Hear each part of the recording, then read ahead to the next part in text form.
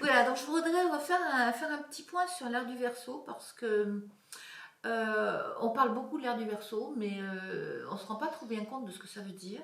Et bon, moi j'ai juste envie de proposer des sujets de réflexion. Hein. Je n'ai pas l'ambition de dire ce qu'il en est, mais je suis astrologue, donc je manie comme ça la compréhension des formes psychiques. Donc je voudrais parler de ça. En ce moment, au moment où on rentre dans l'ère du Verseau, on a Saturne qui est en Verseau, qui est un des 2 maîtres du signe du Verseau, et Uranus qui est en Taureau, qui est le 2e maître du Verseau.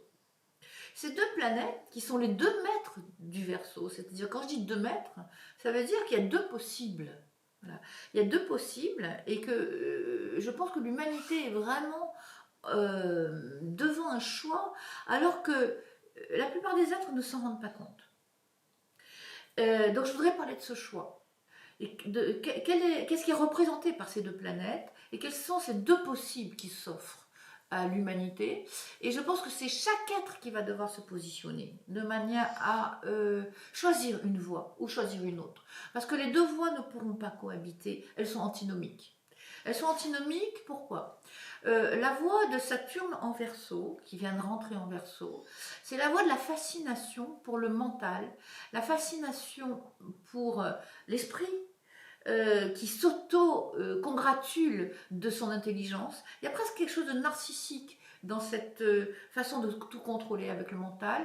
Et c'est très en rapport avec toutes ces nouvelles sciences que l'on a aujourd'hui, l'homme augmenté, le transhumanisme, c'est-à-dire comment brancher un humain, un être vivant, sur une espèce d'intelligence artificielle qui serait là pour tout orchestrer et pour finalement manier les individus euh, pour un objectif qui est loin d'être clair aujourd'hui, parce que qui orchestre cette projection vers le transhumanisme, c'est très très obscur les recherches qui sont faites à ce niveau-là, c'est très obscur aussi les objectifs, et moi je vous invite à vous renseigner par rapport à ça, parce que ça peut être très très loin de permettre aux êtres vivants de s'épanouir et de continuer leur route en tant qu'être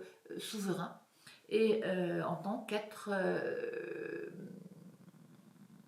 muet par un esprit, par une âme, par son mystère et par l'énergie divine qui est censée guider ses pas.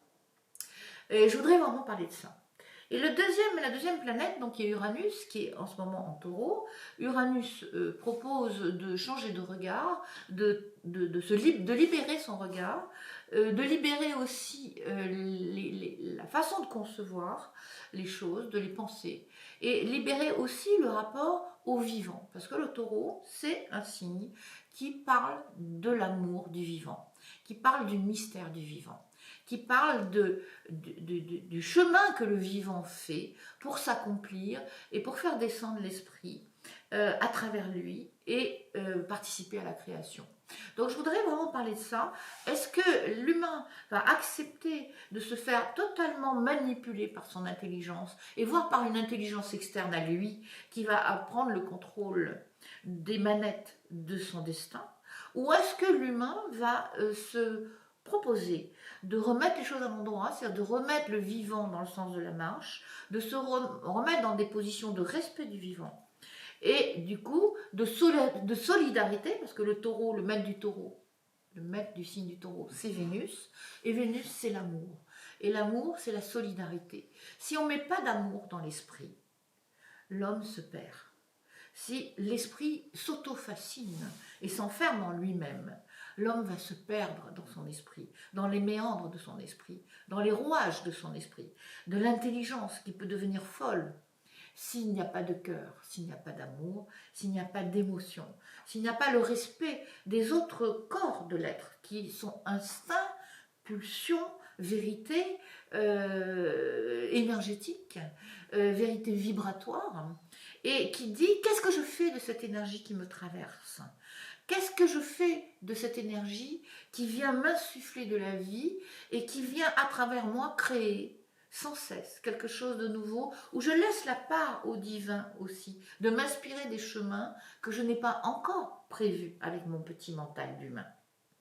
Et laisser cette part-là à notre plus que nous, ça fait partie du chemin de l'humain. C'est la base du vivant. Le vivant est avant tout une projection dans la création. Il n'est pas une fin en soi, il n'est qu'un véhicule dans lequel nous faisons une expérience pour que l'esprit qui nous traverse puisse se regarder en miroir à l'intérieur.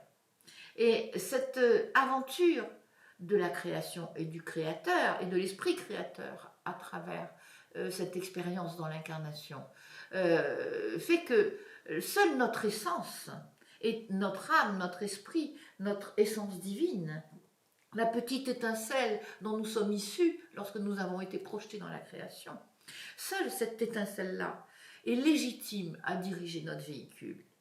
Aucun autre pouvoir n'a le droit de venir s'asseoir à cette place, qui est celui qui conduit notre véhicule. C'est notre essence qui doit nous inspirer le chemin. Et c'est notre essence qui nous enseigne au travers de cette expérience. Je vous invite à réfléchir là-dessus.